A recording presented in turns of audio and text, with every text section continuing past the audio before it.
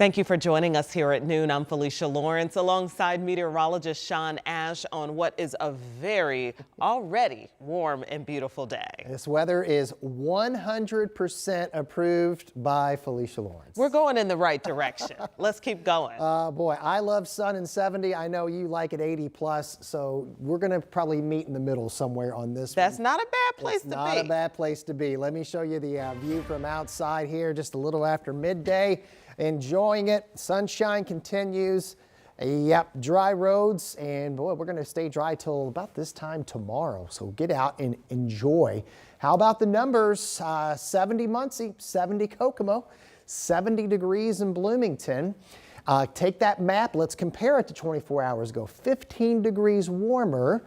And what we're expecting as we go into the afternoon is that we're going to be flirting with 80 degrees across a good portion of central Indiana here. So the warm up continues.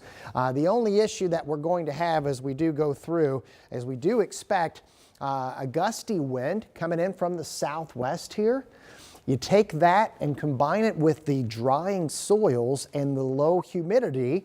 Dew points are only in the 40s now, so that does elevate the fire risk a little bit. If you can hold off on burning, that would be a great idea. Otherwise, enjoy the sunshine that we have for today. We'll have more on the rain chance tomorrow, and if you like it warmer than average, you're going to like the 7-day forecast here in just a little bit. Thanks, Sean. New this afternoon, 2 Indiana sheriffs and a jail matron are charged in separate investigations from Indiana State Police.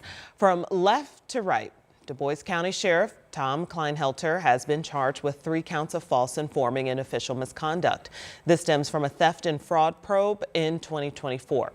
In a separate case, Richard Kelly was charged with 2 counts of aiding, inducing, or causing fraud, aiding, inducing, or causing theft, and official misconduct. And then his wife, Ashley Kelly, is charged with 2 counts of fraud, theft, and official misconduct. These charges stem from accusations that Kelly's allegedly misappropriated funds from the ISP Pension Trust. We'll continue to follow that. Also new at noon, a 32-year-old man has been arrested on preliminary charges of possession of child sexual abuse material. This comes amid an investigation sparked by allegations from vigilantes. Now, those allegations say the vigilante was talking to the man disguised as a young girl and was led to believe the man had child sexual abuse material. Well, detectives led a consensual encounter with the man. He allowed them to search his cell phone. When police searched it, they found child sexual abuse material. He was arrested the next day. The man has not been formally charged, so we're not releasing a name at this point. Also, a man has been convicted of murder in a fatal shooting on Indy's East Side in 2024. Justin Calloway was found guilty of auto theft and unlawful carrying of a handgun in connection to that shooting. 44-year-old Christopher Clark was killed in the incident. It happened around 4:45 the afternoon of October 26 on East 38th Street. Investigators say Clark noticed a car that Calloway had stolen days before. Clark approached the car to investigate and tried to enter it. That's when he was shot multiple times by Calloway. Clark was taken to the hospital in critical condition and later died. Calloway's sentencing is set for May 7th. Turning to the south side now, that's where IMPD got into a shootout with a suspect. That alleged shooter was seriously hurt in the exchange. This happening around 8 last night on Sumner Avenue near Harding Street. Well, the call first came in as a man grazed in the neck by a bullet. When officers got to the scene, someone shot at them from an apartment window. That's when officers returned fire. SWAT was also called to the area.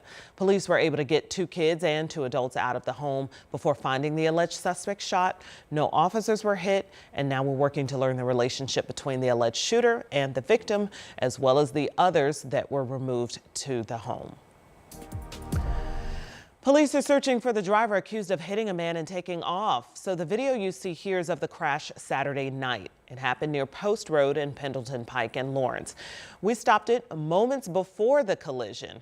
Police say Leo Vasquez was crossing outside the light when an SUV hit him, throwing him several feet. The SUV then drives off. Leo's girlfriend says the 20-year-old suffered head and spine injuries and was hospitalized. She and the police say even if Leo was not supposed to be in the crosswalk, the driver still legally needed to stop. And now they need to be found. Lawrence police are asking anyone with info to give them a call. And we're getting a better look at how children in Marian County are doing. The Indiana Youth Institute is presenting new numbers to local youth advocates from the State of the Child report. Our Ella Rhodes went to the meeting and has the latest. More than 240,000 children call Marian County home. Numbers from the Indiana Youth Institute's State of the Child report show Marian County children are some of the most vulnerable in the state.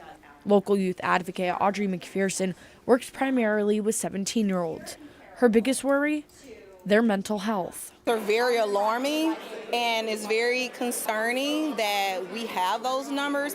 And so when I think about the work that I do, not only as a life coach, but as a social work practitioner, I think about the challenges that we face and the things that we need to do to approach those things to bring those numbers down. IYI found Marian County students reported depression and suicidal ideation above the state's average.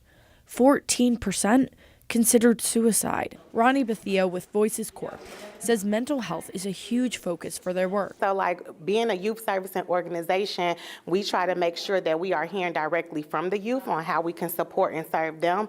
A lot of times as adults, we think we know all the answers and we think we got it right, but youth like, yeah, that's not what I need. It's why Voices Corp brought a few students like Coleman Reynolds to IYI's meeting. If mental health is taken more seriously, we'll do better when it comes to education, we'll do better when it comes to drugs, we'll do better when it comes to alcohol use, teen pregnancy, health, all of that, if people will prioritize youth mental health. The report shows more than 20% of Marian County children live in poverty, with large discrepancies in race and ethnicity.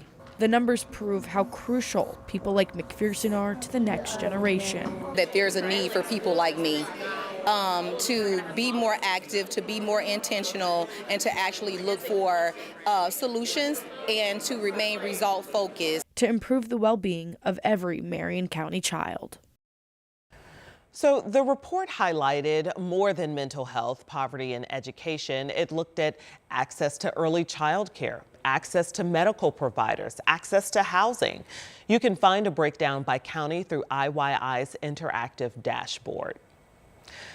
Well, preservation is coming with a big price tag at Union Station in downtown Indy. The building is more than 100 years old, but now it needs some TLC. Last week, the Department of Metropolitan Development fast-tracked emergency repairs. The cost, though, more than $300,000.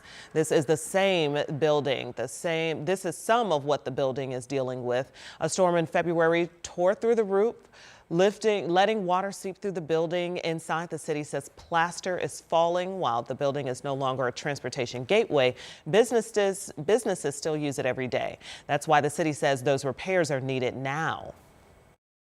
The emergency repair is to take care of that roof leak and make sure that those tenants have a dry and safe workplace. Historic buildings need a lot of care, and so we are dedicated and committed to giving that care.